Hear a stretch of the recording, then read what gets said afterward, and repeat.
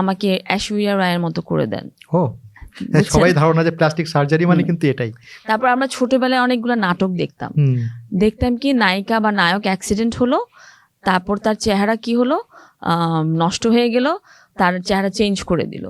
আপনি আপনার নাক সুন্দর করতে পারবেন, ফেস লিফট করতে পারবেন, ব্রেস্ট ঠিক করতে পারবেন, পেট ঠিক করতে পারবেন। প্লাস্টিক সার্জারি কিন্তু সম্পূর্ণ সাইড ইফেক্ট ছাড়া।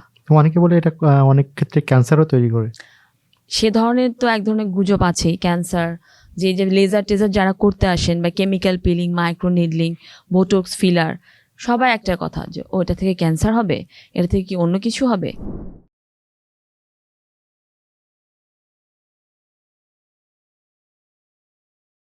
স্বাগত জানাচ্ছি হেলথ স্টুডিওতে।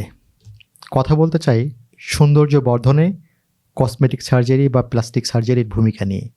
আর এই বিষয়ে কথা বলার জন্য আমাদের সাথে আছেন ডাক্তার ইলমুন কবির, সহকারী অধ্যাপক, প্লাস্টিক সার্জারি বিভাগ, ঢাকা মেডিকেল কলেজ।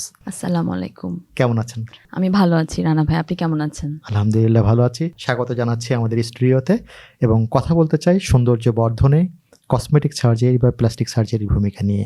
আপনাকেও অসংখ্য ধন্যবাদ আমাকে এখানে ইনভাইট করার জন্য, আজকে আমাদের কসমেটিক সার্জারি, প্লাস্টিক সার্জারি নিয়ে কথা বলার জন্য। প্রথম যে প্রশ্নটা, সৌন্দর্য বর্ধনে কসমেটিক সার্জারির ভূমিকা কতটুকু? বর্তমান সময়ের সবচেয়ে জনপ্রিয় কসমেটিক সার্জারি কোনগুলো এবং একজন মানুষের এই সার্জারিগুলো করার আগে কি কি বিষয় বিবেচনা করতে হয়?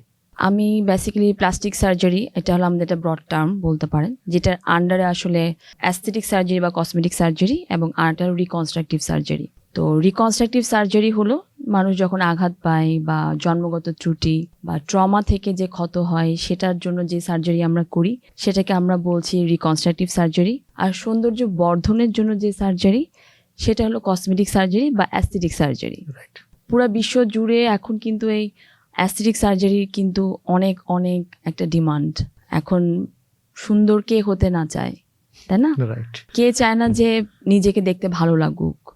আর আমি মনে করি এই ভালো লাগাটা বা নিজেকে সুন্দর দেখানোটা পুরোপুরি নিজের জন্য, নিজের আত্মবিশ্বাস আনে। সেটা কর্মক্ষেত্রে বলেন, যেইখানে বলেন, আমরা পরিবারের কাছে হোক, প্রিয়জনের কাছে হোক, সবার কাছে আমরা মনে করি যে আমি সুন্দর হলে আমার অ্যাকসেপ্টেন্সটা অনেক বেশি হবে সব জায়গায়। তো সুন্দরটা আমি মনে করি যে আত্মবিশ্বাস থেকে আসে। এটা বাহ্যিক সৌন্দর্য মেইন না, কিন্তু এই আত্মবিশ্বাসটা আমাদের কখন হয়? যখন আমাদের দেখতে ভালো লাগে। এই দেখতে ভালো লাগের ব্যাপারটা নিয়ে আসলে আমরা কাজ করি অ্যাস্থেটিক সার্জারি। তো অ্যাস্থেটিক সার্জারি, যেটা আপনার কোশ্চেন ছিল যে কি কি ধরনের হয়, সেটা নন সার্জিক্যাল আছে, সার্জিক্যাল আছে। তো আমাদের যেটা হয় বয়সের সাথে সাথে আস্তে আস্তে কি হয়, বয়স্কের একটা ছাপ পড়ে। তো সেটা যদি আমরা হল্ট করে রাখতে পারি কেমনটা হয় বলেন তো? অবশ্যই ভালো হয়, তাই না? আমরা বলি যে বয়সটা এক জায়গায় থামিয়ে রাখা। রাইট।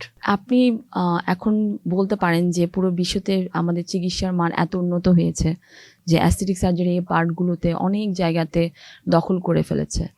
সেই হিসাবে আমি বলতে পারি নন সার্জিক্যাল কিছু আছে, সার্জিক্যাল কিছু আছে। টার্মসগুলো যদি একটু জানতো। আচ্ছা, যেমন নন সার্জিক্যাল আমি যদি বলতে চাই, ফেশিয়াল রিজুভিনেশন, মানে ফেসটাকে আমি এখনো তারুণ্যভাবে রাখতে চাই। সেই কারণের জন্য আপনার বয়স যখন 30 পার হবে বা 35 পার হবে, আস্তে আস্তে কিন্তু বয়সের ছাপটা আসতে থাকে।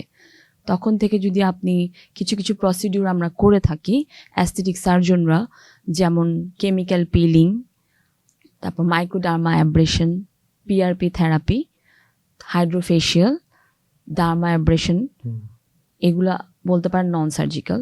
নন সার্জিক্যালের মধ্যে আরও আছে injector, facial injector, Botox, filler. এছাড়া আরও কিছু ইনজেকশন টাইপের আছে যেটা এখন পুরো বিশ্বে অনেক পপুলার, অ্যানিডি থেরাপি, গ্লুটাথিয়ন ইনজেকশন, পিডিআরএন, এগুলো ফেশিয়াল রিজুভিনেশন আমরা ইউজ করে থাকি। সবগুলো নন সার্জিক্যাল? এগুলো সবগুলি নন সার্জিক্যাল। এগুলো আর পাশাপাশি আছে আরও কিছু, যেমন অবাঞ্ছিত লোম দূর করার জন্য বা ফেসে যদি কোনো স্কার থাকে, লেজার থেরাপি, সেটাও অনেক বেশি পপুলার। সেটা অনেক ধরনের লেজার মেশিনও আমাদের সিটি অ্যাস্থেটিক সেন্টারে আছে। এরপর আসেন হলো সার্জিক্যাল। সার্জিক্যালের মধ্যে আছে পা থেকে মাথা পর্যন্ত। আপনি একটা নাম নিবেন, আমি আপনাকে প্রত্যেকটার জন্য একটা একটা বলবো। যেমন ধরেন কারো চুল পড়ে যাচ্ছে, আমরা হেয়ার ট্রান্সপ্লান্ট করি। ফেসে যেমন ভাঁজ আসতেছে, তখন আমরা কি করি, ফেস লিফট করে দিই। নেকে যেমন ধরেন চামড়া ঝুলে যাচ্ছে, তখন আমরা নেক লিফট করে দিচ্ছি। তারপর অনেকের চোখে দেখা যায় যে চারপাশে বলি রেখা চলে আসে বা চামড়া ঝুলে যায়, সেটার জন্য আমরা করে থাকি ব্লেফারোপ্লাস্টি। Right. অনেকের নাক নিয়ে অনেক কমপ্লেন যে আমার ফেসে প্রোফাইলের সাথে এটা যায় না। কারো নাক হয়তো নিচের অংশ মোটা থাকে, কারো হয়তো নাকটা স্বাভাবিকের তুলনায় একটু ছোট থাকে বা মানে কম থাকে, আমরা যেটা বলে বোচাও থাকে অনেকে। বোচা নাক। হ্যাঁ। তো সেটার জন্য আমরা যে সার্জারি করি সেটাকে রাইনোপ্লাস্টি বলি। এরপরে আসেন যদি লিপের কথা বলি, যে লিপে অনেকে বলে যে না আমার লিপটা আমার ফেসের তুলনায় অনেক মোটা, সেক্ষেত্রে আমরা লিপটাকে রিডাকশন করে দিই, লিপ রিডাকশন সার্জারি বলি।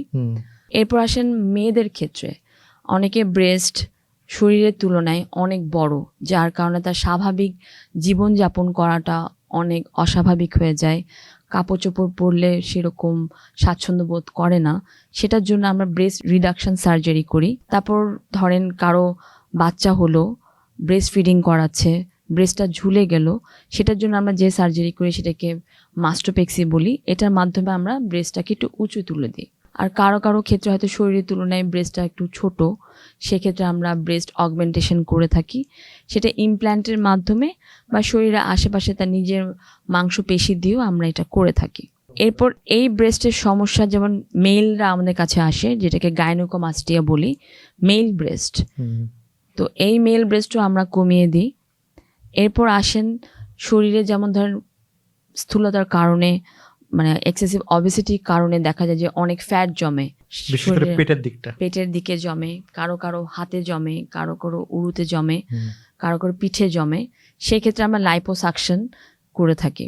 এছাড়া আছে কারো এই বিএমআই বা অতিরিক্ত মোটার কারণে পেট ঝুলে যাচ্ছে বা বাচ্চা হওয়ার পর পেট ঝুলে যাচ্ছে, তখন আমরা পেটের যে অতিরিক্ত নিচের অংশটুকু আছে এটা ফেলে দিই, এটাকে বলে অ্যাবডোমিনোপ্লাস্টি বা টামি টাক। আমাদের হাতে অনেকের ক্ষেত্রে কি অনেক বেশি ফ্যাট জমে ফ্যাটটা ঝুলে যায়, সেটা আমরা কমিয়ে ব্রাকিপ্লাস্টিক করে দিই। নানাবিধ সার্জারি রয়েছে, সার্জারি এবং নন সার্জিক্যাল প্রসিডিউর রয়েছে। সাধারণ মানুষ কিভাবে বুঝবে যে আমার কোন সার্জারিটা প্রয়োজন? কসমেটিক সার্জারি আর প্লাস্টিক সার্জারির মধ্যে কোনো পার্থক্য আসলে নাই। প্লাস্টিক সার্জারি বলতে পারেন আমাদের প্যারেন্ট, মানে এই প্লাস্টিক সার্জারি আন্ডারে হলো বাকি সব surgery. Plastic surgery broad term, এটার আন্ডারেই হলো আমাদের কসমেটিক সার্জারি বা অ্যাস্থেটিক সার্জারি আর রিকনস্ট্রাকটিভ সার্জারি, যেটা আপনাকে আমি শুরুতে বলেছিলাম যে সৌন্দর্য বর্ধনের জন্য যে কাজগুলো করি সেটাকে অ্যাস্থেটিক বা কসমেটিক সার্জারি বলি। আর রিকনস্ট্রাকটিভ সার্জারি হলো যখন কেউ ট্রমা বা অ্যাক্সিডেন্টের পরে ক্ষত সৃষ্টি হলো, ক্যান্সারের পরে কোনো একটা ক্ষত সৃষ্টি হলো, বা ধরেন জন্মগত কোনো একটা ত্রুটি নিয়ে আসলো, তখন যে আমরা সার্জারি করি সেটাকে আমরা রিকনস্ট্রাকটিভ সার্জারি বলি। এই দুটো মিলিয়ে আসলে প্লাস্টিক সার্জারি। এইটা আসলে রিকনস্ট্রাকটিভ সার্জারি তো আসলে প্রয়োজন, মানে করতেই হবে, না করে তো আসলে উপায় নাই। আর অ্যাস্থেটিক সার্জারি বা কসমেটিক সার্জারিটা আসলে হলো মানুষের আত্মসচেতনতা, নিজের যত্ন, নিজের আত্মবিশ্বাস বাড়ানোর জন্য যে সার্জারি করে থাকি, সেটাই হলো আপনি অ্যাস্থেটিক সার্জারি বা কসমেটিক সার্জারি বলতে পারেন। এখন ধরেন যে কেউ এসেই যে আমাদের কাছে চাইলো যে আমি এসে, আমাদের প্রায় অনেক ধরনের ক্লায়েন্ট আসে, এসে বলে আমাকে ঐশ্বরিয়া রায়ের মতো করে দেন। সবাই ধারণা যে প্লাস্টিক সার্জারি মানে কিন্তু এটাই। তারপর আমরা ছোটবেলায় অনেকগুলো নাটক দেখতাম কি নায়িকা বা নায়ক অ্যাক্সিডেন্ট হলো, তারপর তার চেহারা কি হলো, নষ্ট হয়ে গেল, তার চেহারা চেঞ্জ করে দিল, চেঞ্জ করে কোনো নায়ক বা নায়িকার মতো করে দিল। এইটা হলো মানে অস্বাভাবিক চিন্তা, যেটা করার ক্ষমতা আল্লাহ তাআলা আমাদেরকে দেয়নি। আমাদেরকে আল্লাহ তাআলা যে ক্ষমতাটা দিয়েছেন, যে আল্লাহ যে আমাদেরকে মানুষ যেভাবে পাঠিয়েছেন, সেটার মধ্যে হয়তো আমরা কিছু একটা জিনিস অ্যাড করে সেটাকে একটু যেরকম আছে তার থেকে একটু সুন্দর বানাই। তো এই ধরনের আকাশ কুসুম কল্পনা নিয়ে যখন কোনো রোগী আসেন আমাদের কাছে বা ক্লায়েন্ট আসেন, তখন ওই ক্লায়েন্টগুলোকে আমরা কাউন্সিলিং করি, প্রথমে বোঝার চেষ্টা করি যে উনি আসলে স্বাভাবিক মানসিকতার মধ্যে আছে কিনা। তখন উনি যদি আমাকে বলে যে না আমি শাহরুখ খান হতে চাই, আমি ঐশ্বরিয়া রায় হতে চাই, তাহলে তো বুঝতে পারছেন যে তার চিন্তা কেমন এবং তার এই চিন্তা ফুলফিল করার ক্ষমতা আমাদের নাই। কিভাবে হ্যান্ডেল করেন তখন? এই ধরনের পেশেন্টদেরকে আমরা কাউন্সিলিং করি, বাস্তবতা বোঝানোর চেষ্টা করি যে চাইলে এটা করা যাবে না, এবং সেক্ষেত্রে আমরা যেটা করি আমরা সাইকিয়াট্রিক কাউন্সিলিং এ পাঠাই যে উনি সুস্থ মানসিকতার আছে কিনা। কারণ এরকম অনেক মানুষ আছে যে একবার সার্জারি যদি আপনি করেন এ ধরনের মানুষের, সে কখনো স্যাটিসফাই হবে না, সে আপনাকে দোষ দিতে থাকবে, সে আপনার নামে দেখবেন যে বদনাম করতে থাকবে, বা তখন কি সংবাদ সম্মেলন ডেকে বলবে এই সার্জন তো আমাকে নাকটা নষ্ট করে দিল। প্রায় কিন্তু এটা ঘটে আমাদের দেশের পত্রপত্রিকায়, সোশ্যাল মিডিয়ায় মাঝে মাঝে এরকম ঘটনা ঘটে, আমরা দেখেছি। প্লাস্টিক সার্জারি নিয়ে মানুষের মধ্যে কিন্তু অনেক ভয়, গুজব বা ভুল ধারণা রয়েছে। একজন বিশেষজ্ঞ হিসেবে আপনি কি বলবেন আসলে প্লাস্টিক সার্জারি সম্পর্কে সবচেয়ে প্রচলিত কোন ভুলগুলো মানুষ করে থাকে বা ধারণাগুলো পোষণ করে থাকে, একটু বলবেন কি?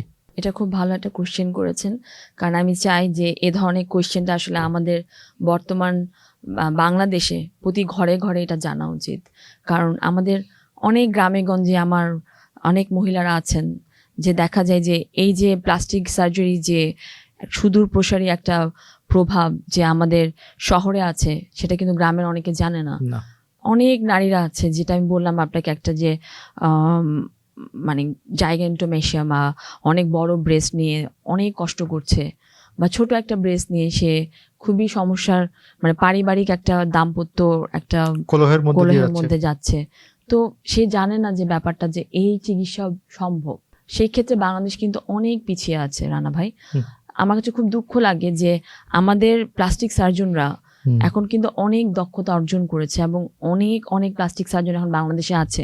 বাংলাদেশে বর্তমানে শুধু ঢাকায় না, ঢাকা তো 2টা সেন্টার আছে, এছাড়া অনেক সেন্টার আছে প্রাইভেট, ঢাকা মেডিকেল কলেজ আছে, national institute burn plastic surgery আছে, সৈয়দ মেডিকেল কলেজ বলেন, এরকম অনেকগুলো মেডিকেল কলেজে এখন প্লাস্টিক সার্জারি বিভাগ খুলে গেছে। সরকারিভাবেও আপনি কিন্তু এই প্লাস্টিক সার্জারি পাবেন এবং বেসরকারিভাবেও পাবেন। যেমন আমি কাজ করি সিটি অ্যাস্থেটিক সেন্টারে, সেখানেও আপনি আসলে এ ধরনের সুযোগ সুবিধা পাবেন, ঠিক যেমন সাশ্রয়ী এবং খুবই স্বল্প মূল্যে এবং সুদক্ষ প্লাস্টিক সার্জনদের দিয়ে। এবং বড় একটা টিম রয়েছে আপনাদের সম্ভবত সিটি হসপিটালে। আমাদের একটা সিনিয়র এবং জুনিয়র সহ একদম সুদক্ষ একটা টিম রয়েছে।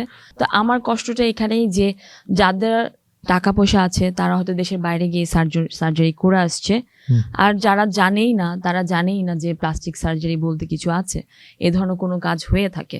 যেমন আমারই খুব কাছের একজন ফ্রেন্ড, তার সাথে আমার ধরো 10-15 বছর ধরে পরিচয়। 2 দিন আগে সে আমাকে, আমি একটা ভিডিও আপলোড করার পরে সে আমাকে নক দিয়েছে যে তুই পেট কমাস, আমি তো জানি না, এটা কি সম্ভব দেশে? তা আমি খুবই অবাক হলাম যে এটা যে দেশে সম্ভব সেটা জানে না। তা আমার কথা হলো যে এইটা প্রথমে আমাদের সবার জানতে হবে যে এই সার্জারি সম্ভব। আপনি আপনার নাক সুন্দর করতে পারবেন, ফেস লিফট করতে পারবেন, ব্রেস্ট ঠিক করতে পারবেন, পেট ঠিক করতে পারবেন। তারপর আমি যেটা জানাতে চাই যে এই সার্জারিগুলোর মধ্যে কোনো ধরনের এমন কোনো ভয়াবহতা নাই বা এমন কোনো মানে ডিমেরিটস নাই যে যেটা সেটা করতে পারবে না। অনেকে মনে করে আচ্ছা এই সার্জারি করলে তো অনেক সাইড ইফেক্ট আছে। প্লাস্টিক সার্জারি কিন্তু সম্পূর্ণ সাইড ইফেক্ট ছাড়া। অনেকে বলে এটা অনেক ক্ষেত্রে ক্যান্সারও তৈরি করে, সে ধরনের তো এক ধরনের গুজব আছেই। ক্যান্সার যে লেজার টেজার যারা করতে আসেন, বা chemical peeling, micro needling, Botox, filler, সবাই একটা কথা যে ওটা থেকে ক্যান্সার হবে, এটা থেকে কি অন্য কিছু হবে। এগুলো আসলে কি যে আমরা আসলে ওনাদেরকে আমাদের কাছে আসলে বোঝাতে পারি মোস্ট অফ দেম আর ভিটামিন, বা ধরেন কোনো একটা মাছের কোনো একটা কিছু থেকে তৈরি, বা কোনো একটা কিছু মানে যেমন বোটক্স, যেমন এটা একটা ব্যাকটেরিয়া থেকে আমরা নিউট্রালাইজ করে তৈরি করা। তো এই ধরনের জিনিসপত্র দিয়ে জিনিসগুলো তৈরি, এগুলো কোনো ধরনের আসলে সাইড ইফেক্ট করে না। কিন্তু এগুলা নিতে হয় অবশ্যই সুদক্ষ প্লাস্টিক সার্জনদের হাতে, যারা আসলে জানে যে কোথায় দিতে হবে, কতটুকু দিতে হবে, এটা প্রয়োজন। এছাড়া যদি বলেন সাইড ইফেক্ট, যেমন আমাদের সবগুলো কাজ কিন্তু চামড়ার উপরে ফ্যাটকে নিয়ে, এটা দিয়ে আমাদের সব সার্জনদের হাতের খেলা যে আমরা কে কত সুন্দরভাবে জিনিসটাকে তৈরি করতে পারবো। ঠিক আছে, এটার জন্য কিন্তু আপনার ভিতরের অংশ ঢুকতে হয় না যে আপনার কোনো একটা অংশ বা কোনো একটা ফেসে একটা অংশ নষ্ট হয়ে গেল, এটা কখনো হয় না। তো আমি আসলে সাধারণ জনগণের কাছে এটা পৌঁছাতে চাই যে প্লাস্টিক সার্জারি হলো কোনো ধরনের সাইড ইফেক্ট মুক্ত।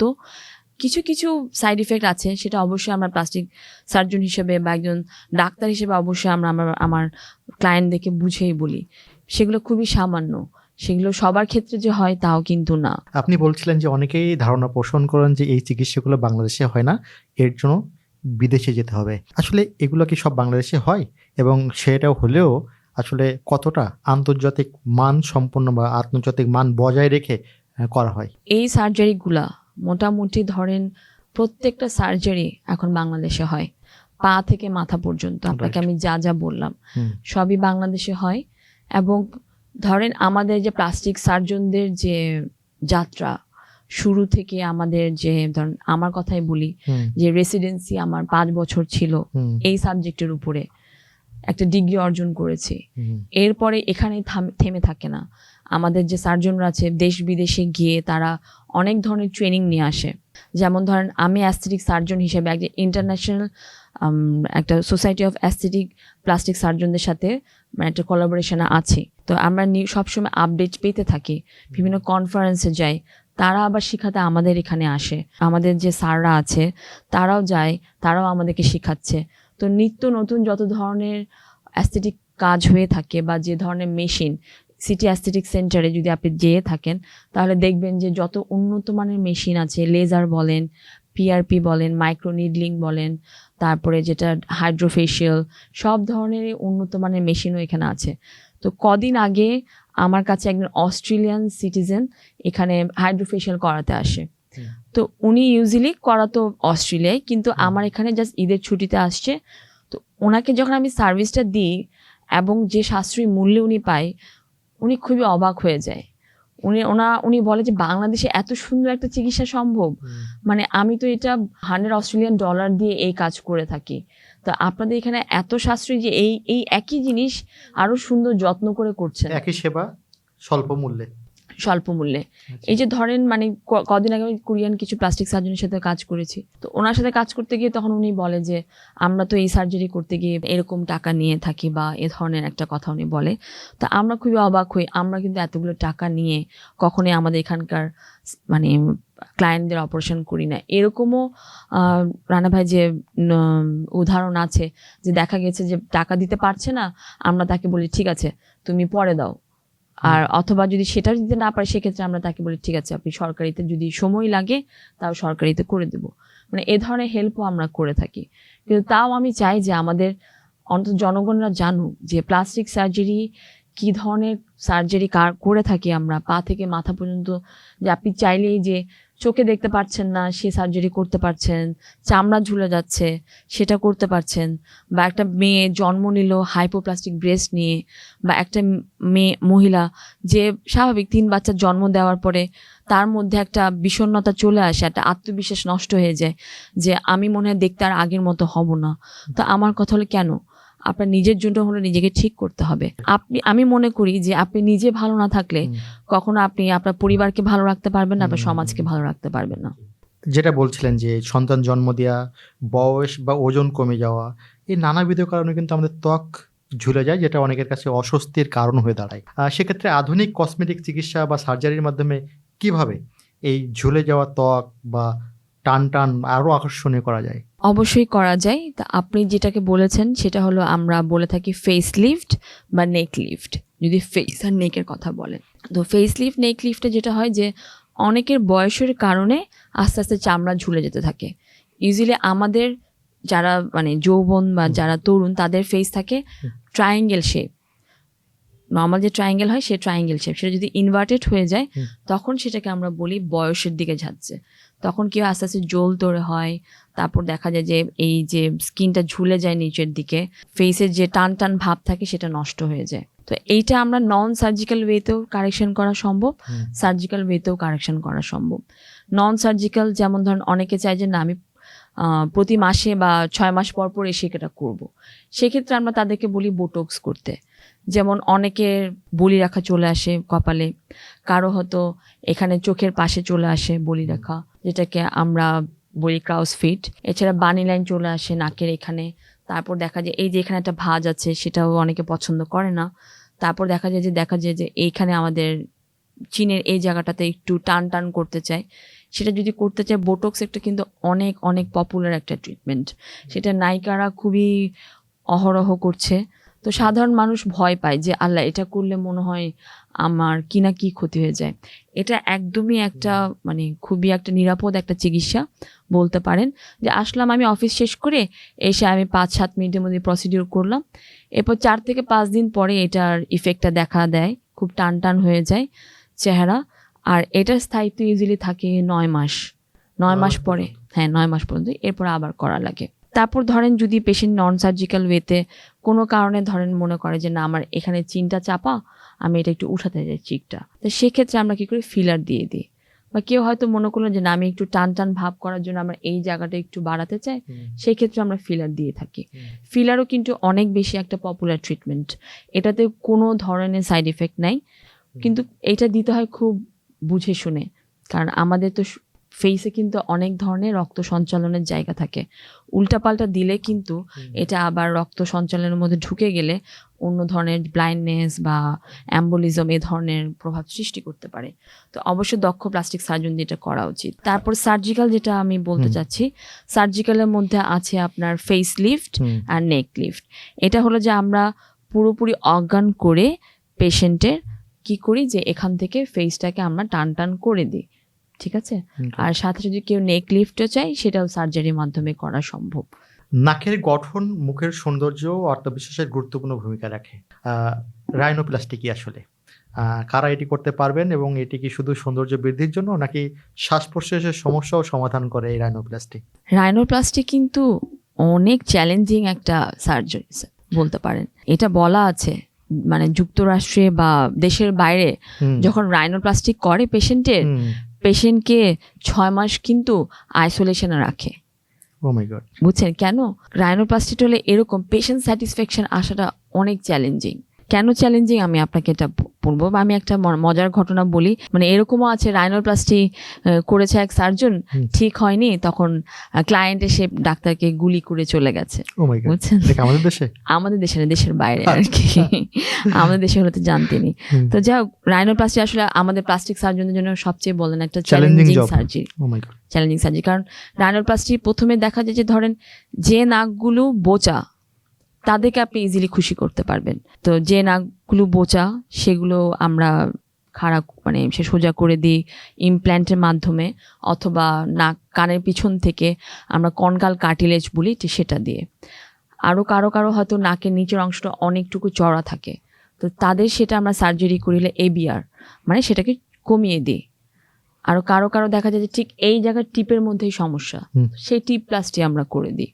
তো আরও কারো সমস্যা থাকে যে ডরসাম অফ দ্য নোজের এই হাড়টা বাড়া, সেই ক্ষেত্রে আমরা অস্টিওটমি করে তারপর সুন্দর করে হয়তো কার্টিলেজ দিয়ে অথবা ইমপ্ল্যান্ট দিয়ে আমরা নাকের শেপটা সুন্দর করে থাকি।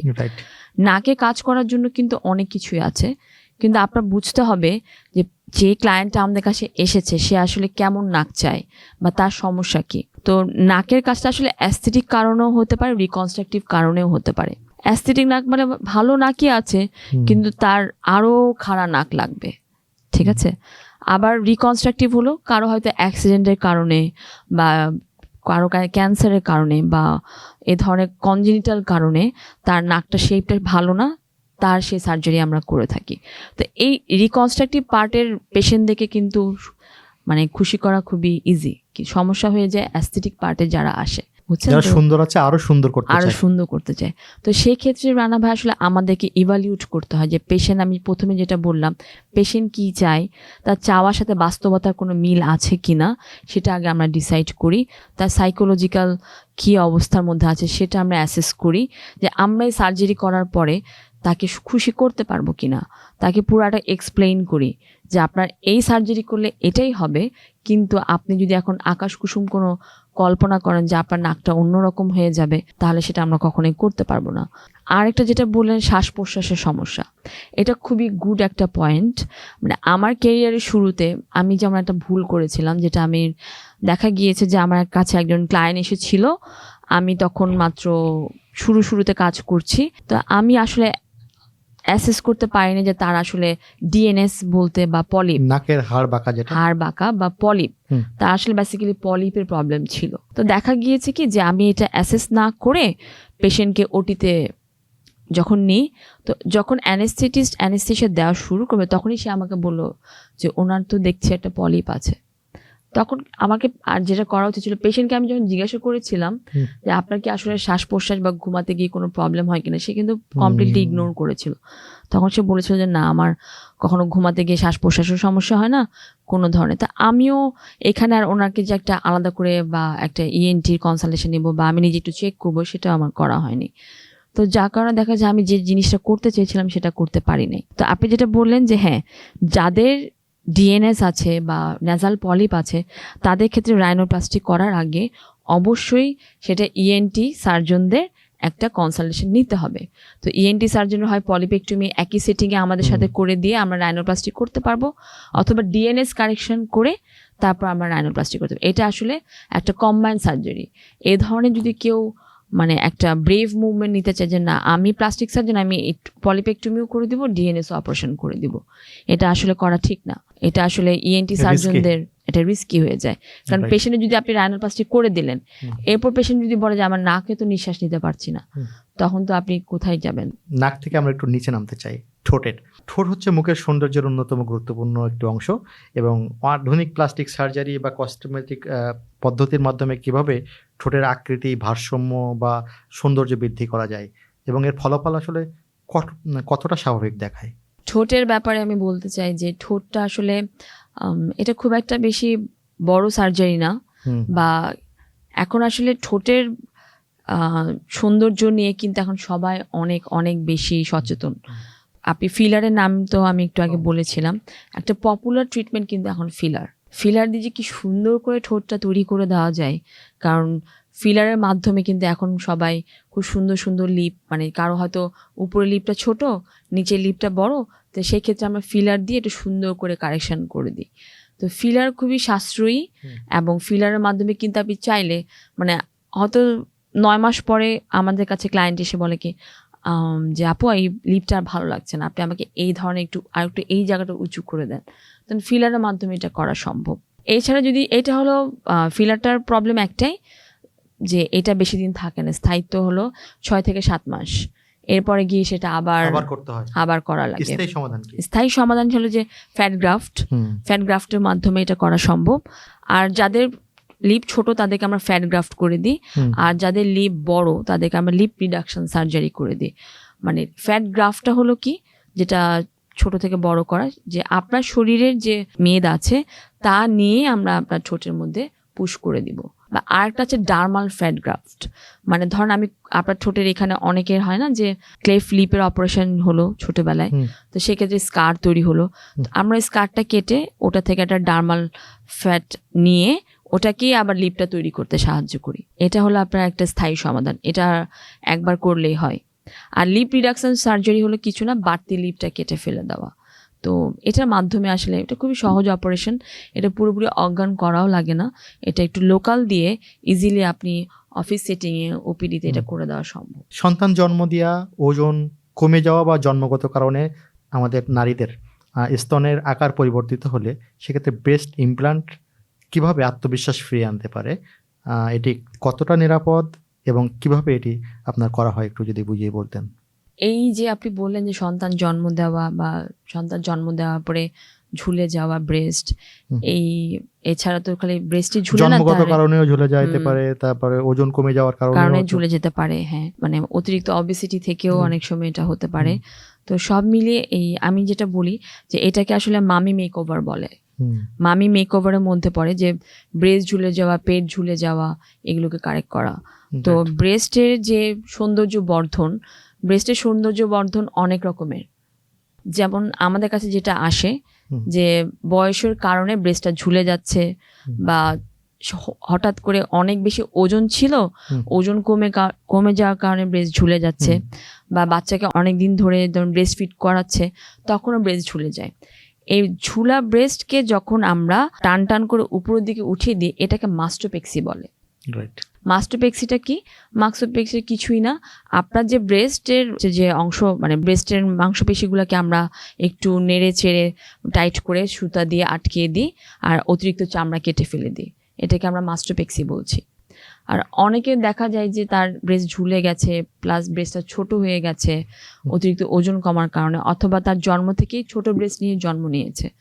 তাদের ক্ষেত্রে আমরা কি করি যে ব্রেস্ট ইমপ্ল্যান্ট, যেটা আপনি বলছিলেন, তাদেরকে আমরা ব্রেস্ট ইমপ্ল্যান্ট সাজেস্ট করে থাকি। তো ইমপ্ল্যান্ট কিন্তু অনেক পপুলার ট্রিটমেন্ট এখন না, বাংলাদেশে হয়তো রিসেন্ট এটা অনেক পপুলারিটি বেড়েছে, কিন্তু অনেক বলতে পারেন 20 বছর আগে থেকে দেশের বাইরের সবাই এই ইমপ্ল্যান্ট ইউজ করে। তো ইমপ্ল্যান্ট নিয়ে আসলে আমাদের মহিলাদের মধ্যে এক ধরনের ভয় আছে যে একটা বাড়তি জিনিস ঢুকাবো, এটা না কি ক্ষতি করে ফেলে, ক্যান্সার হয়ে যায় কিনা। হ্যাঁ, এটা নিয়ে অনেকের অনেক কনসার্ন, অনেক প্রশ্ন, খুব স্বাভাবিক। আমাদের তো এখানে সচরাচর আমরা যারা ব্রেস্ট ইমপ্ল্যান্ট করি বলিও না, কিন্তু আমার ফ্রেন্ডকেও বলি না, আমার আত্মীয় স্বজনকেও বলি না, বুঝছেন? এটাকে লজ্জায় বলে না অনেকে, লজ্জায় বলতে পারেন, আর অ্যাকসেপ্টেন্স বলতে পারেন যে আমাদের সমাজে তো আসলে এটা অ্যাকসেপ্টেন্স অনেক কম, কিন্তু এটা বুঝতে চায় না যে ওই মহিলাটা আসলে তার প্রিয়জনের কাছে অ্যাকসেপ্টেন্স হারিয়ে ফেলে, নিজের কাছে একটা আত্মবিশ্বাস নষ্ট হয়ে যায়। যেমন ধরেন আমার কাছে এরকম অনেক পেশেন্ট আসছে যে জন্ম থেকে তার ব্রেস্ট তার শরীরের তুলনায় অনেক ছোট, তো এক্ষেত্রে কি আমি তাকে ফিরিয়ে দিব? তার আত্মবিশ্বাস বলেন, তার সৌন্দর্য বর্ধনের জন্য বলেন, আমাকে তাকে একটা ব্রেস্ট ইমপ্ল্যান্ট দেওয়া উচিত। তো দেখা গেছে সে অনেক দিন ধরে আমার কাছে আসে, কিন্তু তাকে আমি ফ্যাট গ্রাফট করে দিচ্ছি।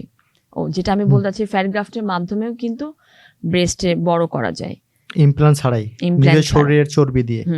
ফ্যাট গ্রাফটের ক্ষেত্রে যেটা হয় যে রানা ভাই অনেকবার অপারেশনটা করা লাগে, 2-3 বার, কিন্তু ইমপ্ল্যান্ট দিলে কিন্তু খুব সুন্দর একটা, খুব একবারে হয়ে যায়, একবারে এটা আউটকাম দেখা যায় আর কি। তো সেক্ষেত্রে আর কি ওই মেয়ের ফ্যামিলি থেকে ফ্যাট গ্রাফটের ব্যাপারও অনেক কনভিন্স করে এসে তারপর সে করাতে পেরেছে। তা আমি তাকে, তার ব্রেস্ট এতই ছোট, ফ্যাট গ্রাফট দিয়ে তো সেটা আসছে না, তো তখন আমি তাকে বলি যে তোমার ফ্যামিলিকে কনভিন্স করো। আমরাও অনেক কনভিন্স করার চেষ্টা করেছি, কিন্তু ওই যে একটা ধারণা যে না ইমপ্ল্যান্ট ঢুকাবো, এটা কি না কি শরীরে মনে ক্ষতি করে ফেলবে, এটা সম্পূর্ণ একটা নিরাপদ, এবং এটা কিন্তু চাইলে একটা মানে পেশেন্ট 10 বছর, 8 থেকে 10 বছর এটা নিয়ে বহন করতে পারে, এটা কোনো সমস্যা নেই। 10 বছর পরে কি আবার ইমপ্ল্যান্ট করতে হয়? না, 10 বছর পর যেটা খুব ভালো হয়, 8-10 বছর পরে ইমপ্ল্যান্টটা চেঞ্জ করা, কারণ সেক্ষেত্রে ক্যাপসুল ফর্মেশন বলে একটা কথা হয়, ওই ক্যাপসুল ফর্মেশনটা আর কি রিমুভ করে ফেলা উচিত। তো ওর কারণে আর কি ওটা তখন বের করে ফেলাটা ভালো, আবার নতুন আরেকটা ইমপ্ল্যান্ট আমরা তখন দিতে বলি আর কি পেশেন্টকে। ইমপ্ল্যান্ট নিয়ে দর্শকদের আরো কিছু প্রশ্ন থাকে, যেমন আপনি যে ইমপ্ল্যান্ট করলেন, ইমপ্ল্যান্ট কয় ধরনের হয়? ইমপ্ল্যান্ট আসলে তো অনেক ধরনের হয়, সাইজের উপর ভিত্তি করে ইমপ্ল্যান্টের ধরন আলাদা হয়, ম্যাটেরিয়ালের উপর ভিত্তি করে ইমপ্ল্যান্ট হয়, কম্পোজিশনের উপর ভিত্তি করে ইমপ্ল্যান্ট হয়, এছাড়াও দাম কম দাম বেশি এগুলা নিয়ে অনেক ধরনের ইমপ্ল্যান্ট হয়। আমরা ইউজুয়ালি প্লাস্টিক সার্জনরা প্রথমে পেশেন্টদেরকে এগুলাকে সব বলি, যেমন ধরেন অনেকে বলে যে না আমরা খুব ন্যাচারাল লুকিং চাই, সেক্ষেত্রে ধরেন আমরা এক ধরনের ইমপ্ল্যান্ট সাজেস্ট করি, টিয়ার ড্রপ বলে, যেটা কিন্তু খুব পপুলার। আরবার বলে কি না আমি ন্যাচারাল না, আমার না লুক জেট, আমার কাপড়ের উপরে দিয়ে একটু বোঝা যাবে এই ধরনের, সেক্ষেত্রে আমরা তাকে বলি যে না ঠিক আছে রাউন্ড ইমপ্ল্যান্ট। তো এক একজনকে এক এক ধরনের সাজেস্ট করি। তারপর দেখা যায় যে অনেক ভালো ভালো কোম্পানি ইমপ্ল্যান্ট আছে, মেন্টর আছে, তারপরে আছে উইনার, অনেক ধরনের ইমপ্ল্যান্ট আছে। দামের কথা যেহেতু বললেন, দামটা আসলে রেঞ্জটা কেমন হয় আসলে ইমপ্ল্যান্টগুলোর দাম? ইমপ্ল্যান্টের দামগুলো শুরু হয় আসলে 45,000 টাকা থেকে, সর্বনিম্ন যেটা, সর্বোচ্চ 2 লাখ, 2.5 লাখ, 3 লাখ টাকা পর্যন্ত আছে। ইমপ্ল্যান্ট করার পরে আমাদের ব্রেস্টের যে অনুভূতি, এটা কি আগের মতো থাকে? হ্যাঁ অবশ্যই, কারণ ইমপ্ল্যান্ট কিন্তু আপনার ব্রেস্টের যে টিস্যু সেটাকে কিন্তু আমরা হাত দিই না। আমি যে একটা সার্জারির কথা বললাম মাস্টোপেক্সি, বা আরেকটা কথা আমি একটু পরে বলবো রিডাকশন ম্যামোপ্লাস্টি, সেগুলোতে টিস্যু নিয়ে নাড়াচড়া করা হয়। এখানে ইমপ্ল্যান্টটা জাস্ট আমরা ব্রেস্ট টিস্যু নিচে দিয়ে একটা চিকন একটা ইনসিশন দিয়ে ইমপ্ল্যান্টটাকে ঢুকিয়ে দিই, তো সেক্ষেত্রে আসলে কোনো সমস্যা হয় না, সেন্সেশনের কোনো পরিবর্তন হয়, সে স্বাভাবিক তার কনজুগাল লাইফ লিড করতে পারবে। ব্রেস্ট ফিডিং মাদার যারা, তারা যদি ইমপ্ল্যান্ট করে সেক্ষেত্রে পরবর্তী থেকে তারা বাচ্চাকে দুধ খাওয়াতে পারবে কিনা? এটা তো আসলে আমরা টিস্যুকে কোনো মানে হ্যাম্পার করি না, কোনো কাটাছেঁড়া করি না, জাস্ট এটা নিচে আমরা ব্রেস্ট টিস্যু নিচে দিয়ে দিতে পারি, যেটা ধরেন সাব ফাশাল লেভেল বলতে পারেন, মেডিকেলের ভাষায় আমরা সাবমাস্কুলার বলেন, তো এই লেভেলগুলোতে আমরা দিই, সেক্ষেত্রে ব্রেস্ট টিস্যুতে কোনো প্রবলেম হয় না, ইজিলি এটা ব্রেস্ট ইমপ্ল্যান্ট যে কেউ তার শরীরের গঠন অনুযায়ী এটা নিতে পারবে, কোনো প্রবলেম হবে না। এবার আসি যাদের ব্রেস্ট বড় আর রিডাকশন করার প্রয়োজন হয়, সেক্ষেত্রে কি ধরনের অপারেশন প্রয়োজন হয়? হ্যাঁ, ব্রেস্ট রিডাকশন আসলে এইটাকে আমি তো কোনোভাবে অ্যাস্থেটিকের মধ্যেও ফেলি না, এটা আসলে একটা রিকনস্ট্রাকটিভ বলতে পারেন, কারণ এই যে ক্লায়েন্টগুলো আমরা পাই, আমরা একদিন আগেও আমি একটা খুব মানে গরিব পেশেন্টটা এসে আমার ঢাকা মেডিকেল কলেজে আসে, একজন রিক্সাওয়ালার ওয়াইফ, তো সে আমাকে বলছিল যে ম্যাডাম এটা আমাকে করে দেন, আমার অনেক কষ্ট হয়, এবং দেখলাম যে তার হাইট খুবই কম, হাইটের তুলনায় তার ব্রেস্ট অনেক বড়, এবং তার কাপড় পরতে পারে না, এবং তার তো অনেক কাজও করতে হয়, কাজ করতে পারে না, নিচে ফাঙ্গাল ইনফেকশন হয়ে গেছে ব্রেস্টের নিচে, তো এটা আসলে একটা নেসেসিটি তার জন্য, ব্রেস্টটা কমিয়ে ফেলে। এরকম ধরেন আমার আরও একটা ক্লায়েন্ট আছে যেমন স্টুডেন্ট, তারও দেখা গিয়েছে সে মাত্র তার 19 বছর বয়স, কিন্তু তার বডি তুলনা অস্বাভাবিকভাবে ব্রেস্টটা বাড়তেই আছে।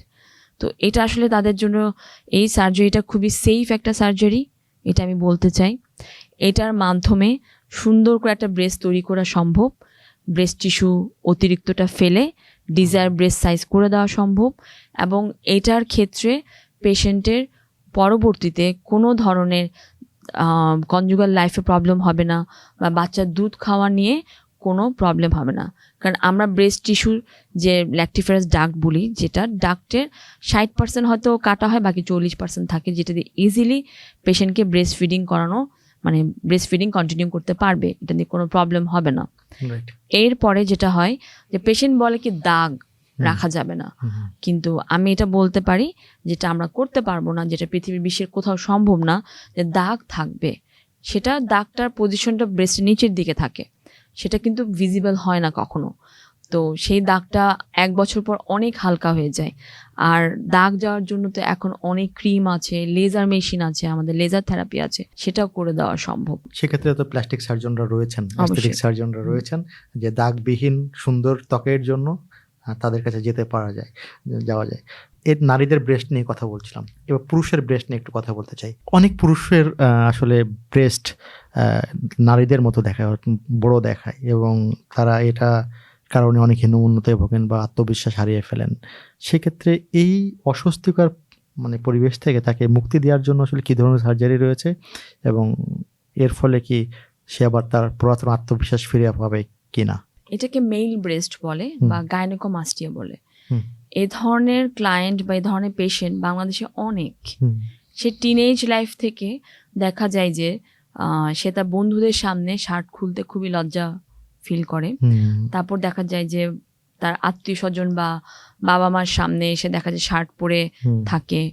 আর দেখা যায় যে কোথাও তারা সুইমিং করতে গেলেও সেখানেও কাপড় খুলতে চায় না। মোটামুটি তার আত্মবিশ্বাসটা পুরোপুরি নষ্ট হয়ে যায়, এবং দেখা যায় যে ছোটবেলা থেকে একটা মানসিক অশান্তিতে থাকে, এবং এই জিনিসগুলো সে না পারে তার বন্ধুদের সাথে শেয়ার করতে, না পারে সে তার ফ্যামিলির সাথে শেয়ার করতে। এই গাইনোকোমাস্টিয়ার চিকিৎসা অনেক সিম্পল একটা চিকিৎসা, এবং এই গাইনোকোমাস্টিয়া এখন প্লাস্টিক সার্জনরা করে থাকে, অন্য কোনো কেউ করে না। এটা অ্যাবসলিউটলি এটা প্লাস্টিক সার্জনরা করে, এবং এটা একটি নিরাপদ এবং সাশ্রয়ী চিকিৎসা। তো এই ধরনের যদি কেউ ফিল করে যে তার মেল ব্রেস্ট, এবং সে যদি মনে করে যে না এটা মনে হয় আমার কোনো হরমোনাল ইমব্যালেন্স, তাও কিন্তু না। তো কি কারণে এটা হয়? অনেক কারণে হয়, যেটা আমি বললাম যে হরমোনাল ইমব্যালেন্স, কোনো একটা ড্রাগস থেকে, বা কোনো কারণে সে কোনো একটা ওষুধ অনেকদিন ধরে খাচ্ছে, বা যারা জিম করে এ ধরনের থেকে হতে পারে। তো সেটা আমরা আসলে ইভ্যালুয়েট করে থাকি। প্রথমে আমরা কিছু পরীক্ষা নিরীক্ষা করতে দিই, সেগুলো যদি নর্মাল হয়, আর যদি হরমোনাল কিছু প্রবলেম থাকে আমরা একটু এন্ডোক্রাইনের একটা মতামত নিয়ে থাকি। এবং এই সার্জারিটা খুবই সহজ সার্জারি এবং খুব সুন্দর করে আমরা করে থাকি, কারণ আমরা প্রথমে যে ব্রেস্টটা দেখি আসলে কোন গ্রেডের মধ্যে পড়ে, গ্রেড 1, 2, 3, 4, কারণ গ্রেডের উপর ডিপেন্ড করে কিন্তু সার্জারির ধরন ডিপেন্ড করে। যেমন গ্রেড 1, 2 আমরা খালি লাইপোসাকশন করে থাকি, আর কিছু কিছু গ্রেড 2তে আমরা লাইপোসাকশন আর এক্সিশন করে দিই অতিরিক্ত ব্রেস্ট, আর 3, 4 লাইপোসাকশন আর এক্সিশন করে দিই। তো লাইপোসাকশনটা খুবই ছোট একটা অপারেশন। এটা যা ছোট একটা ছিদ্র করে আমরা একটা ক্যানুলা ঢুকিয়ে অতিরিক্ত যে চর্বিগুলো আছে ব্রেস্টে সেগুলো আমরা বের করে ফ্ল্যাট একদম একটা ব্রেস্ট তৈরি করে দিই। আর কারো যদি লাইপোসাকশনের পরও কিছুটা টিস্যু রয়ে যায়, সেক্ষেত্রে আমরা নিপেলের দিকে একটা ইনসিশন দিয়ে ওই এক্সট্রা যে টিস্যুটা আছে ওটা আমরা নিয়ে নিই। তো আর ওই দাগটাও না থাকে না, নিপেলের চারদিকে দেওয়া হয়, তো ওই দাগটাও আসলে থাকে না। তো এটা নিয়ে আসলে ভয় পাওয়ারও কিছু নাই, এটা লজ্জা পাওয়ারও কিছু নাই। আমি মনে করি যে এটা সে যদি তার ফ্যামিলিকে বলতেও না পারে, আর তারা তো অনেক অ্যাডভান্স, গুগলে সার্চ করলে যে কোনো প্লাস্টিক সার্জনের নাম পেতে পারে। সিটি অ্যাস্থেটিক সেন্টারে আমরা এটা করেই থাকি। তো অবশ্যই এখানে আমি মোস্ট ওয়েলকাম জানাবো যে এ ধরনের কোনো পেশেন্ট যদি ক্লায়েন্ট আসেন, আমরা এই অপারেশনটা করে দিতে পারি। এটা চাইলে পুরো অজ্ঞান করে করা যায় বা লোকাল দিয়েও করা যায়। এটা ডিপেন্ড করে আসলে পেশেন্টের সিভিয়ারিটির উপর, যেটা আমি বললাম গ্রেডিংয়ের উপরে, ওইটা আমরা ডিসাইড করে থাকি। সেলিব্রিটি থেকে সাধারণ মানুষ সবার কাছে পিআরপি কেন এত জনপ্রিয়, সৌন্দর্য বর্ধনে এই চিকিৎসা কতটা নিরাপদ ও ফলপ্রসূ? পিআরপি আপনি ডিফারেন্ট হলো নন সার্জিক্যাল একটা ট্রিটমেন্ট। রাইট। পিআরপি হলো প্লাটিলেট রিচ প্লাজমা। এটা কিন্তু এখন শুধু প্লাস্টিক সার্জারির কাছে কিন্তু নাই, এটা কিন্তু প্রত্যেকটা সার্জন এখন ইউজ করছেন। যেমন অর্থোপেডিক সার্জনরাও এটা ইউজ করছেন, এটা রিমোটোলজিস্টরা ইউজ করছেন, এটা আপনার ব্লাড ট্রান্সফিউশন মেডিসিন যারা আছেন তারাও ইউজ করছেন।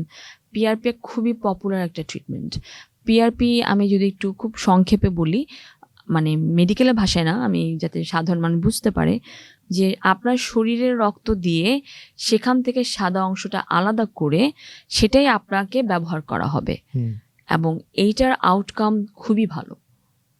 এইটা ধরেন রেগুলার বেসিসে আমরা যেমন পার্লারে গিয়ে ফেশিয়াল করি, আইব্রোস করি, ঠিক তেমনি মনে করি যে আপনার ফেসের, হেয়ারের, তারপরে মানে আমি অন্য ডিপার্টমেন্টে না যাই, আমার ডিপার্টমেন্ট নিয়ে বলি, যে যেমন ধরেন হেয়ার ফল, এটা অনেক কমন একটা প্রবলেম, বা কারো কারো অ্যালোপেশিয়া হয় খুবই কম জায়গায়, সেক্ষেত্রে পিআরপি থেরাপি হলো অনেক ভালো একটা ট্রিটমেন্ট। এটা যদি আপনি রেগুলার বেসিসে করেন অনেক ভালো ফল পাওয়া যায়, হেয়ার ফল কমে যায়, শরীরে নতুন চুল গজায়, কারণ এটা একটা নিউট্রিশন দেয় হেয়ারে। তারপর বলতে পারেন ফেসে পিআরপি ইঞ্জেকশন দিয়েও থাকি, এছাড়া ডার্মা অ্যাব্রেশন করে পিআরপি আমরা ছড়িয়ে দিই মুখের মধ্যে অ্যাবজর্পশনের জন্য। তো এখানে ফেশিয়ালে যে একটা সুন্দর তারুণ্য আসে, তারপর দেখা যায় যে ফেসে যে আমাদের বলি রেখা থাকে, বা অথবা যেটা হয় যে টায়ার্ডনেসের কারণে আমাদের ফেসে অনেক জায়গায় কালো ছোপ ছোপ একটা আনইভেন স্কিন টোন তৈরি হয়, সেটাও কারেকশন হয়ে যায় পিআরপির মাধ্যমে। তো পিআরপি আসলে খুবই একটা পপুলার ট্রিটমেন্ট। এটা যে কেউ এসে এটার জন্য আগে থেকে কোনো ইনভেস্টিগেশন করা বা প্রিপারেশন লাগে না।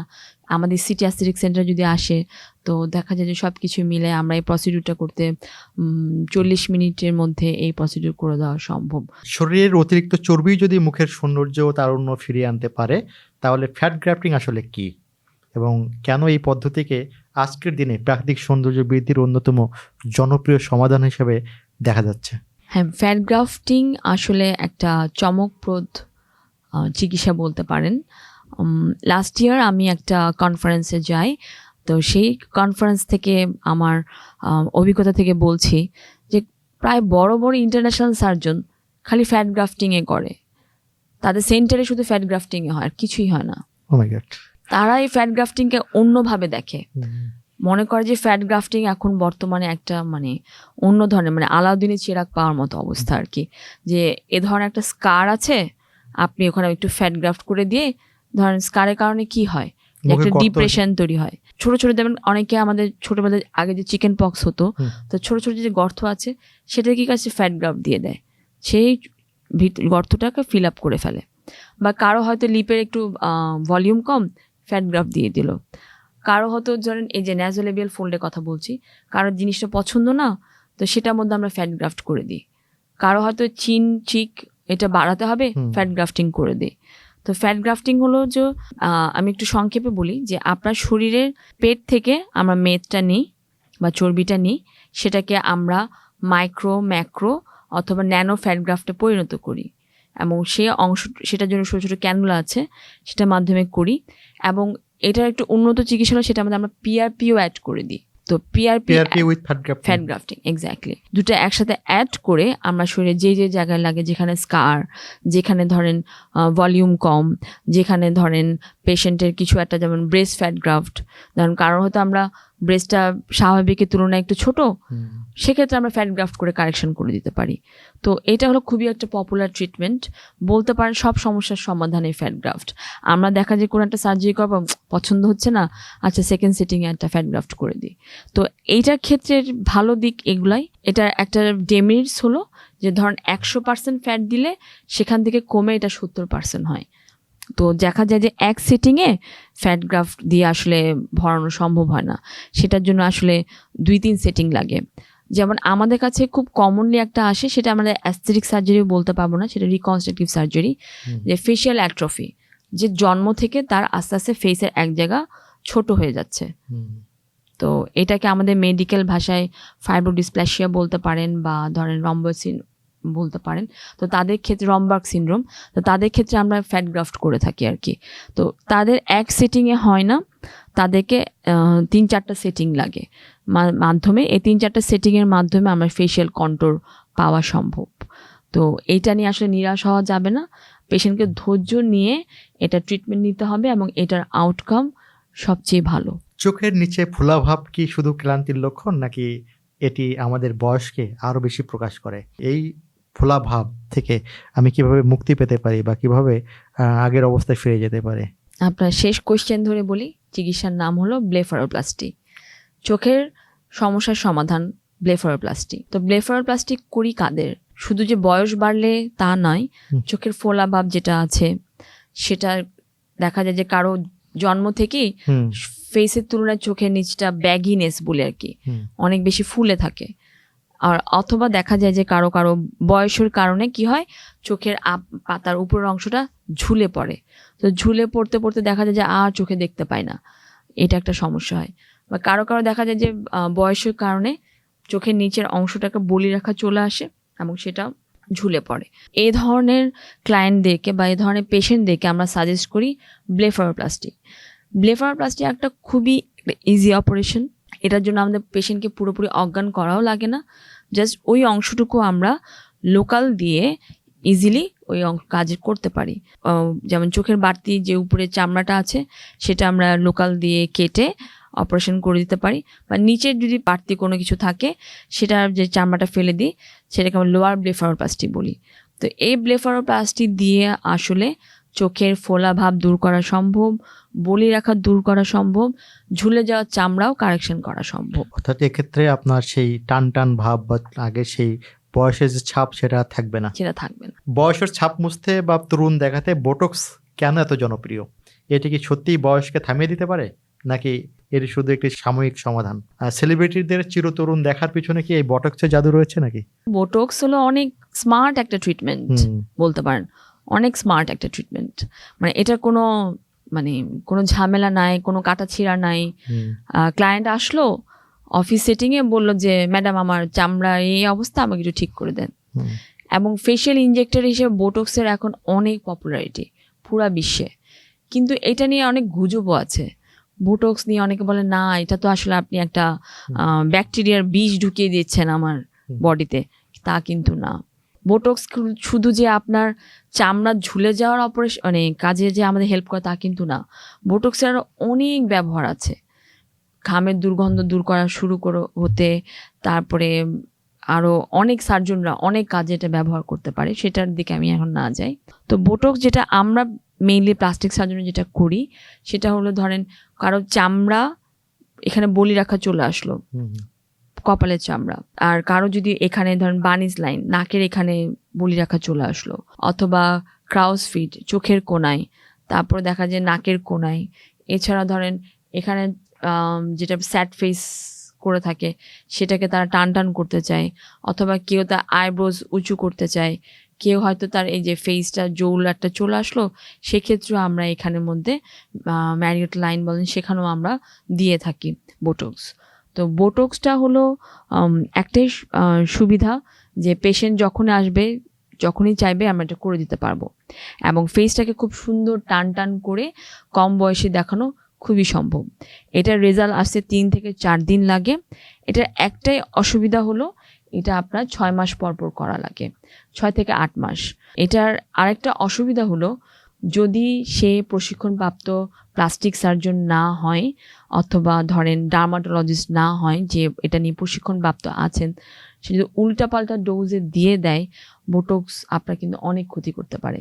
কারো কারো ক্ষেত্রে ব্লাইন্ড করতে পারে, মানে চোখ অন্ধ হয়ে যেতে পারে, কারণ ফেসে এমন কিছু জায়গা আছে রেড জোন এরিয়া বলতে পারেন, সেই জোনগুলোতে যদি কোনো কারণে বোটক্স দিয়ে দেওয়া হয় সেক্ষেত্রে কিন্তু অনেক অসুবিধা হতে পারে। তো এইগুলা থেকে মুক্তি পাওয়ার জন্য অবশ্যই আমি আমার ক্লায়েন্টদেরকে বলবো যে একজন ভালো প্লাস্টিক সার্জনের কাছে আপনারা রেফার করুন, একজন ভালো ডার্মাটোলজিস্টের কাছে রেফার করুন যে এটা ব্যাপারে জানে, কারণ ফেসে অনেক ব্লাড সাপ্লাই আছে, একটা ভুল কিন্তু সারা জীবনের কান্না হয়ে যাবে। ত্বকের দাগ বা ব্রণের চিহ্ন বা নিস্তেজ ভাব দূর করার প্রতিশ্রুতি দেয় কেমিক্যাল পিলিং। আসলে এই যে কেমিক্যাল পিলটা আসলে কি, এটি কারা নিতে পারে আর কাদের জন্য এটি প্রযোজ্য আর কি? আচ্ছা, কেমিক্যাল পিলিং একটা নন সার্জিক্যাল প্রসিডিউর। আপনি যা যা বললেন যে ত্বকের দাগ, তারপরে ব্রণের এটা দাগ। ব্রণের দাগ, ত্বকের দাগ বলতে মেনলি অ্যাকনি স্কারটার জন্য বেশি কাজ করে পিলিং। তারপর মেলাজমা, যেটা আমাদের মেস্তা বলি। মেস্তা দাগ বলি আর কি, এটার জন্য খুবই কার্যকর একটা কেমিক্যাল পিলিং। কেমিক্যাল পিলিং এর মাধ্যমে অ্যান্টি এজিংও কিন্তু মানে বলিরেখাও দূর করা সম্ভব। তো কেমিক্যাল পিলিং হলো একটা খুবই নিরাপদ একটা চিকিৎসা। এটা জাস্ট একটা যেটা বলে যে আগের দেশে যে গ্রিক দেবীরা ওরা করতে কি যে আপনার যে দুধের মধ্যে ল্যাকটিক দুধ মানে দুধ জমিয়ে পচা দুধ বলতে পারেন, ওটার মধ্যে গোসল করতো ওরা, ওটার মধ্যে ল্যাকটিক অ্যাসিড ছিল। আচ্ছা। ওই কনসেপ্ট থেকে কিন্তু এই কেমিক্যাল পিলিং এর কনসেপ্ট, এই কেমিক্যাল পিলিং এর কনসেপ্ট ওই অ্যাসিড আমরা ইউজ করি। তার গ্লাইকোলিক অ্যাসিড আছে, স্যালিসাইলিক অ্যাসিড আছে, ফেনল আছে, তারপর ল্যাকটিক অ্যাসিড আছে, যেটা আমি বললাম যে গ্রিক দেবীরা ইউজ করতো। তো এই কনসেপ্টে আসলে সৌন্দর্য বর্ধনের জন্য এই কেমিক্যাল পিলিং। তো এটা একটা সেফ প্রসিডিউর, এটা 2 থেকে 3 মিনিট লাগে। এবার পেশেন্টের কিছু মেনটেন করতে 5 দিন মেকআপ করতে পারবে না। তারপর যেটা হয় যে সানস্ক্রিন ক্রিম ইউজ করতে হয়, সেটা আমরা পেশেন্টদেরকে বলে দিই। কিন্তু কেমিক্যাল পিলিং এর আউটকাম খুবই ভালো এবং এটাতে আসলে কোনো সাইড ইফেক্ট নাই। ডায়েট বা ব্যায়াম করেও যখন ওদের শরীরের যে অতিরিক্ত মেদ বা চর্বি না কমে, তখন অনেকেই লাইপোসেকশনের কথা বলে থাকেন। লাইপোসেকশন আসলে কি এবং এটি কিভাবে করা হয় যদি একটু বুঝিয়ে বলতেন।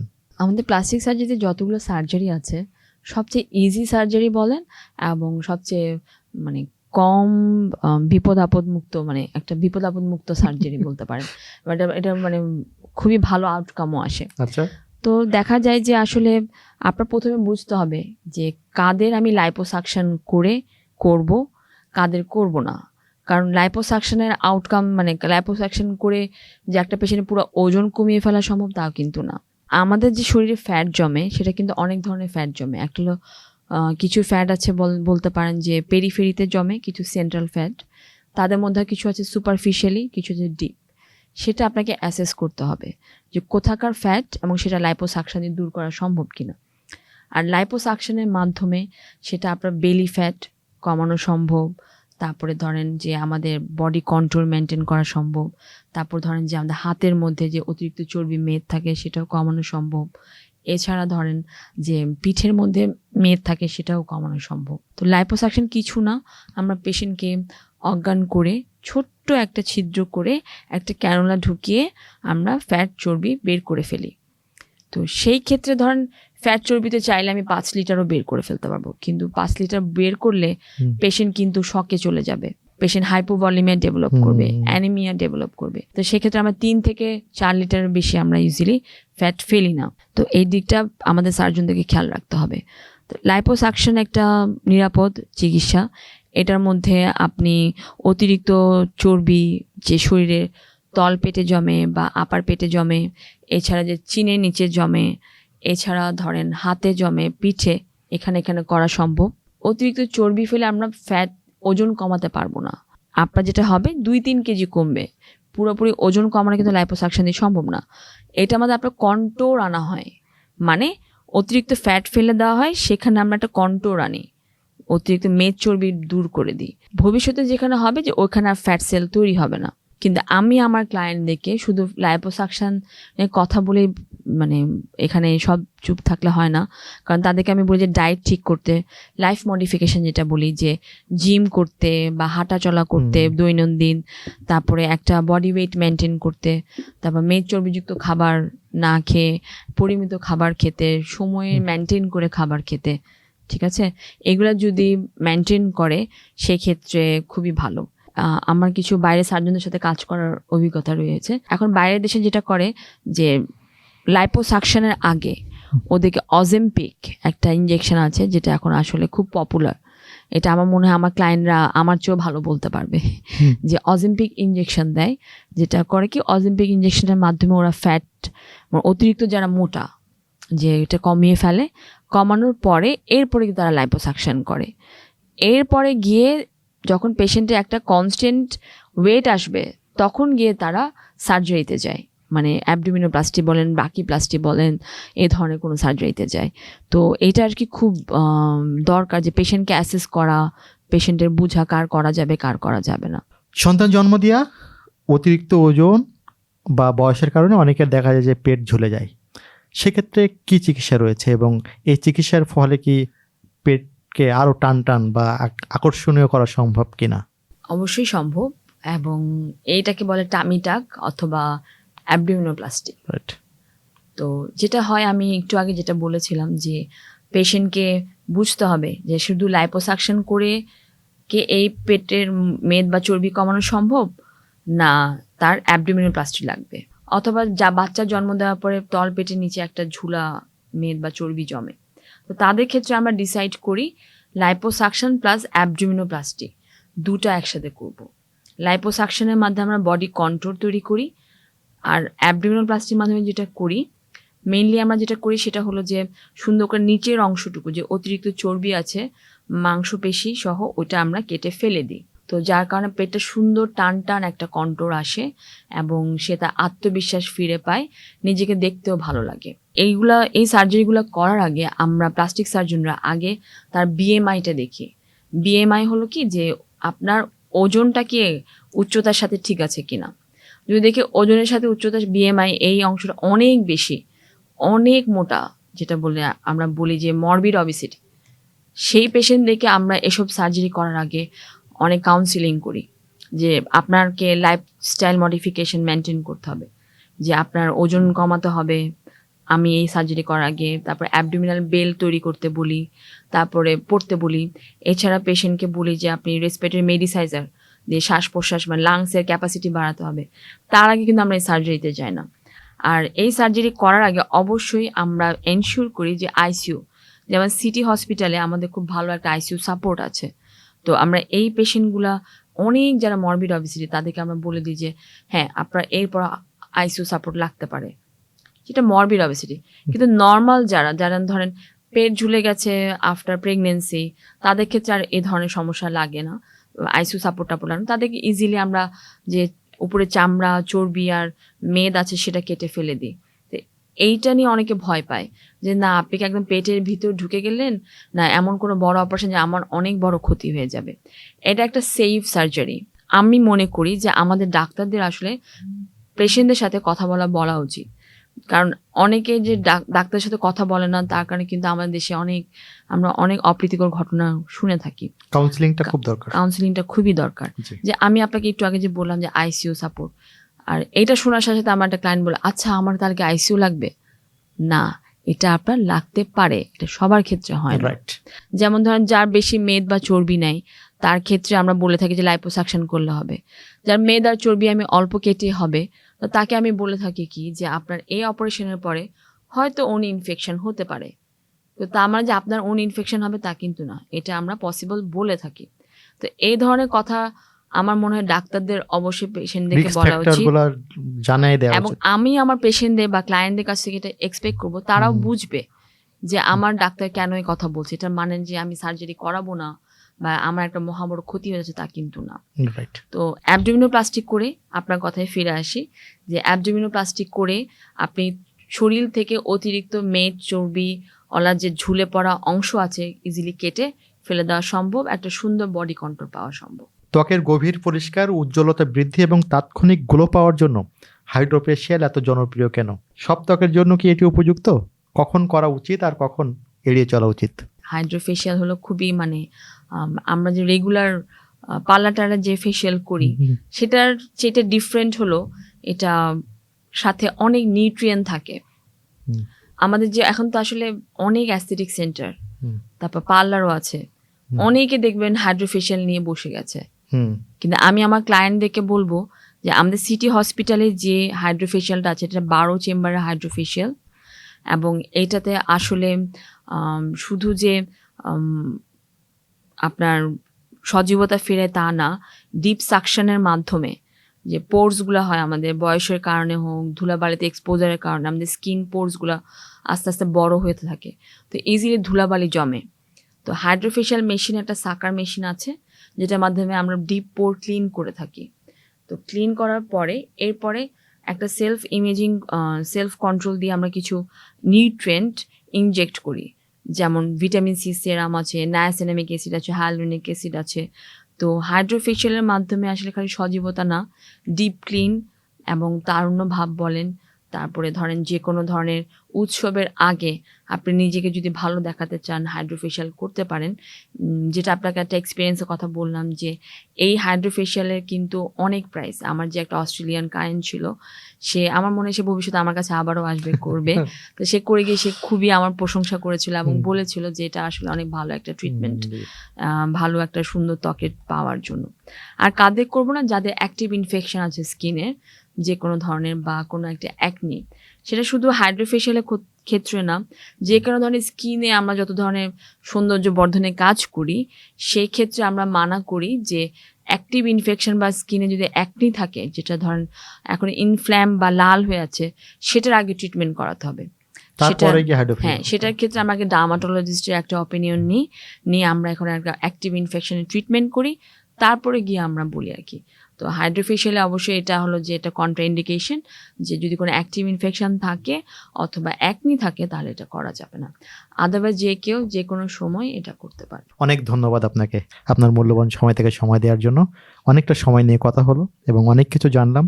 সৌন্দর্য বর্ধন পিপাসু মানুষ যারা, আশা করি এই পডকাস্টটি তাদের অনেক কাজে আসবে এবং পুরো অনুষ্ঠান জুড়ে যারা যদি শুনে থাকে, তাহলে আমার মনে হয় না সৌন্দর্য বর্ধনের কোনো প্রশ্নের উত্তর আর বাকি আছে। একটা অনুষ্ঠানে তাদের সকল প্রশ্নের উত্তর লুকায়িত থাকবে। আপনি ভালো থাকবেন, আবারও দেখা হবে অন্য কোনো দিন, অন্য কোনো সময়। আপনাকেও ধন্যবাদ যে এই ব্রডকাস্টের মাধ্যমে আমাদের সাধারণ মানুষের কাছে এই ইনফরমেশনগুলো পৌঁছে দেওয়ার জন্য।